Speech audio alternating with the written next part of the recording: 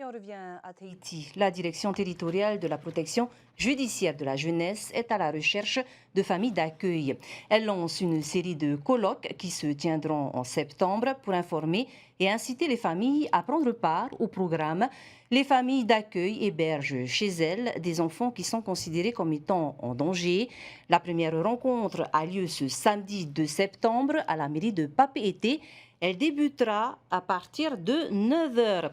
Et pour nous en parler plus en détail, on reçoit donc sur ce plateau la directrice de la PJJ, qui est donc avec nous ce soir, Liliane Valois-Yorana. Yorana à tous nos téléspectateurs. Alors, vous lancez donc cette série de colloques pour informer et inciter les familles à vous rejoindre dans vos actions en faveur des jeunes en détresse. C'est difficile d'attirer les familles d'accueil.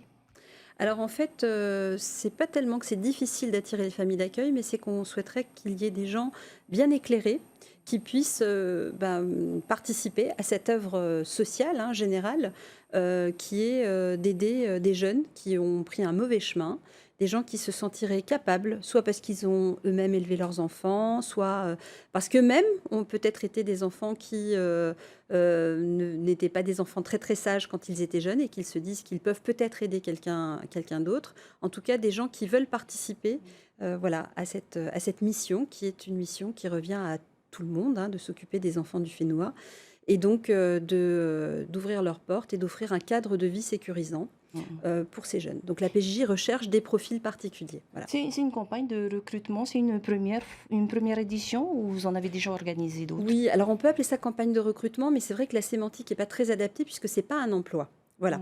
On est bénévole indemnisé lorsqu'on est famille d'accueil à la PJJ. Alors bénévole indemnisé, ça peut sembler curieux. Voilà. Il s'agit tout simplement de dire que si on contribue voilà, à aider ces jeunes, il s'agirait que ce soit pas un coût pour cette famille et que l'ensemble des coûts relatifs à la prise en charge de ce jeune soit couvert par cette indemnité. Et cette indemnité, elle couvre à la fois les besoins du jeune, alimentaires, vestimentaires, etc., mais aussi le temps passé par la famille, cet engagement qui est donné. Donc, effectivement, cette indemnité permet de compenser ça, mais ce n'est pas un salaire. On ne cotise pas comment dire, pour les congés payés, pour la sécurité, pour la CPS ou quoi que ce soit. C'est vraiment voilà, du bénévolat indemnisé. Ce sont des mineurs en difficulté, donc ces familles vont être accompagnées par des professionnels. Tout à fait. Donc nous avons un service qui est dédié à ça, une unité qui s'appelle l'unité d'hébergement diversifié, où il y a éducateurs, assistantes sociales, psychologues, responsables d'unité, secrétaires, et toutes ces personnes-là sont autour de la famille. Donc on ne cherche pas des experts dans l'éducation ou des experts dans le droit, on cherche juste de bons pères et bonnes mères de famille qui sont prêts à offrir un cadre sécurisant aux enfants et à ces jeunes. Et notre équipe de la PJJ est là pour les entourer. Alors, ils sont accessibles tous les jours de la semaine, 7 jours sur 7. Ces familles ne sont pas abandonnées avec un jeune à prendre en charge. En revanche, voilà, ils leur offrent un cadre et les professionnels de la PJJ sont là pour les accompagner. Je peux donner un exemple.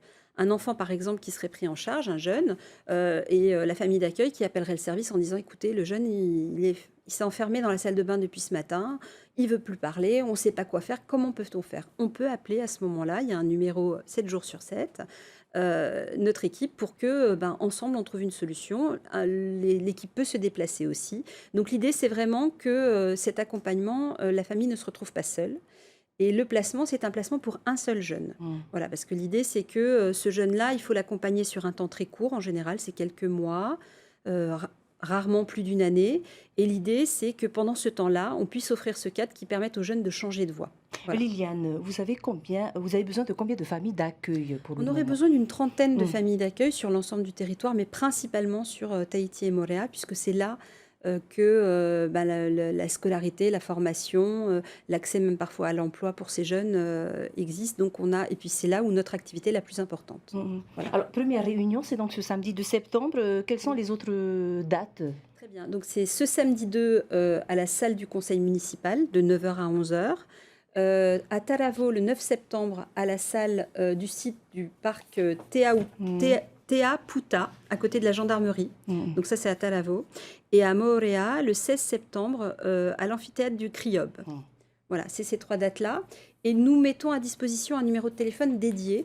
Donc c'est le 87 39 86 92 87 39 86 92. Ce numéro de téléphone permet aux gens, aux familles qui souhaiteraient postuler de pouvoir appeler et laisser un message. C'est une plateforme téléphonique, donc il s'agit de laisser un message, un SMS, pour qu'on soit rappelé. Donc le nom, le numéro de téléphone, et nous, on rappelle les gens. Rapidement, Liliane, pour en terminer, ce dispositif de famille d'accueil, ça a eu déjà des effets positifs? Très positif. Globalement, à la PJJ, on a un taux de réitération qui est faible. Voilà. 8 jeunes sur 10 ne recommencent pas. Et les jeunes placés en famille d'accueil, puisqu'on les a bien choisis, les familles d'accueil sont en général bien accompagnées et les résultats sont très positifs. Voilà. Liliane, merci beaucoup pour toutes ces précisions. Merci. Maruru.